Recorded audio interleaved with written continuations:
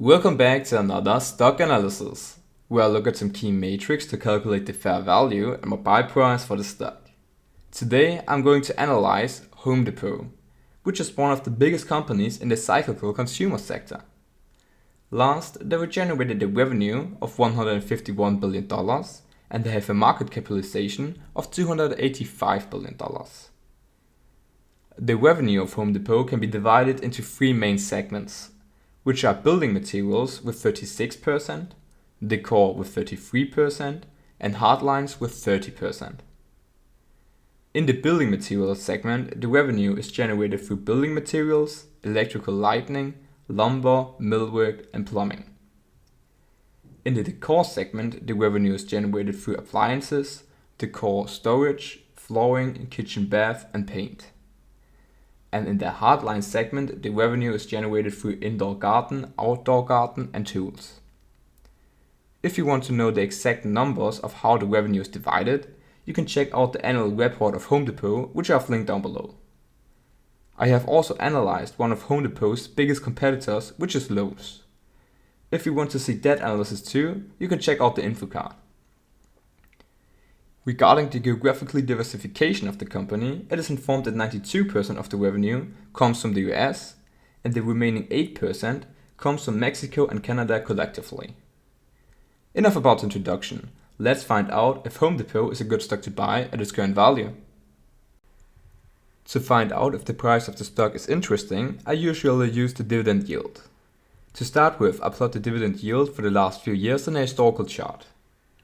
To create some sort of signal line, I plot the 5 years moving average of the dividend yield in the chart too. The whole idea behind this chart is that the stock seems overvalued when the yield is under the moving average, and vice versa, the stock seems undervalued when the yield is over the moving average. This rating approach of course only makes sense when the company can demonstrate a long and sustainable dividend history. The average of the last 5 years for Home Depot is 2.02%. And I would like to define this as the historical dividend yield. Since my rating model is based on the historical yield, it should be as stable as possible. Mathematically, I can calculate how stable this matrix is by calculating the relative standard deviation, which for Home Depot is 18.9%. The starting point of my rating model is the just calculated historical dividend yield. To the historical yield, add a personally defined margin of safety of 25%. Although this value will be adjusted upwards or downwards depending on how well the company scores at my rating model, where I always use the same 7 matrix. The first matrix I use is the earlier calculated relative standard deviation, and the 18.9% of Home Depot are in the red section of our rating scale, and therefore I'll add 5% to the margin of safety. The next important matrix for me is the dividend growth. In 2007, 68 cents were paid, and currently the yearly dividend is $7.35. The dividend growth of the last 5 years is thereby calculated to be 21.6%. The company also has a long dividend history, and actually earned the title as a dividend contender, which means they have paid and increased their dividend for at least 10 consecutive years. To be more precise, Home Depot has paid and increased the dividend for 11 consecutive years. Anyway, a dividend growth of 21.6% is in the dark green section of our rating scale, which means I subtract 10% from the margin of safety. But if we want to investigate whether the dividend growth is sustainable for the company or not, the payout ratio should be evaluated. I always look at the payout ratio in respect to the free cash flow, which is the cash flow the company is available after they've paid all necessary expenses.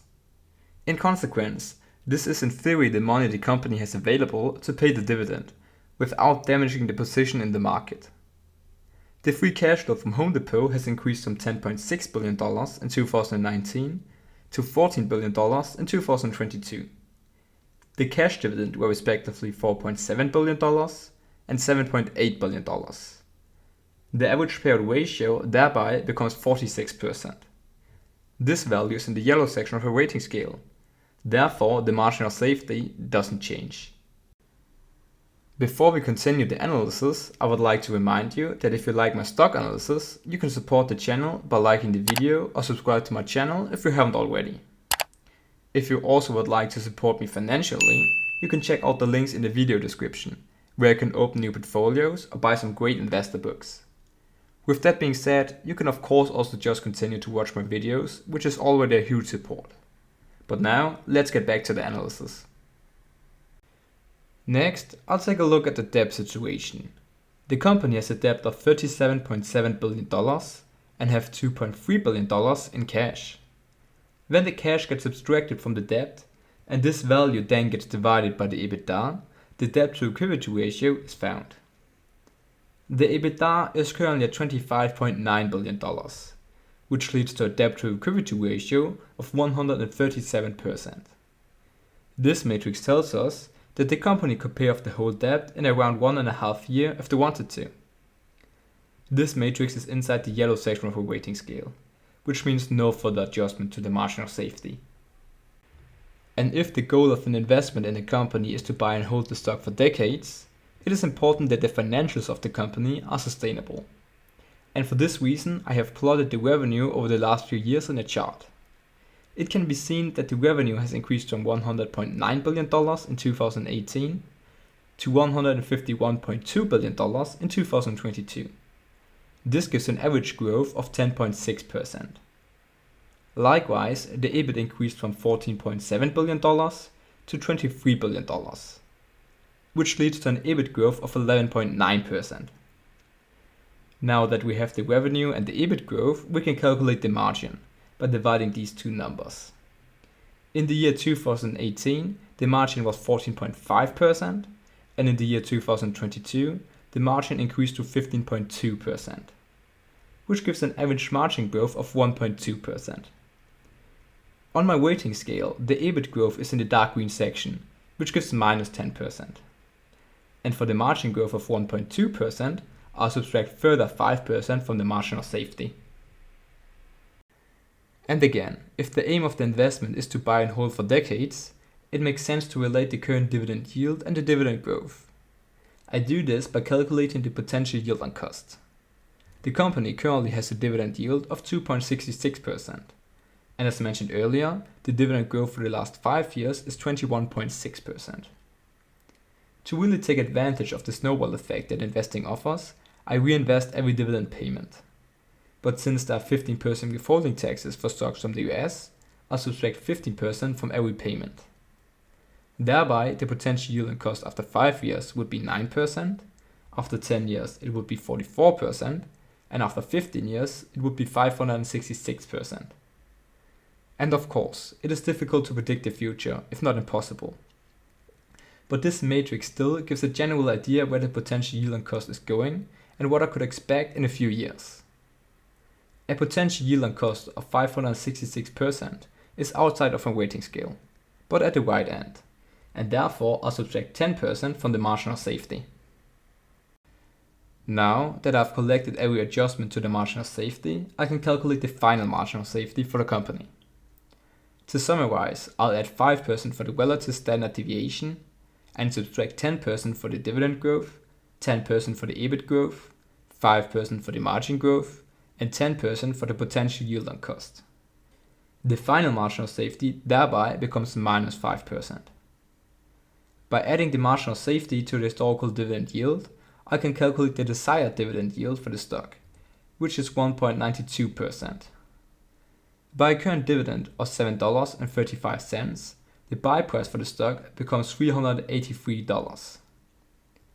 Now, if I wouldn't add a margin of safety to the stock price, but only want to achieve the historical dividend yield, I can calculate the fair price of the stock, which for Home Depot is $363. To better understand these numbers, I have added the margin of safety curve in the historical yield chart. This new curve always lies 5% under the historical yield curve. Now you can see in the graph, the yield curve is over the historical yield and the margin of safety curve. This suggests that the stock is currently undervalued. This can also be illustrated in stock prices. I consider the stock at its fair value when the price is $363. I would buy the stock at $383, and the stock price is currently at $278. That's it for today's video, and thank you for watching.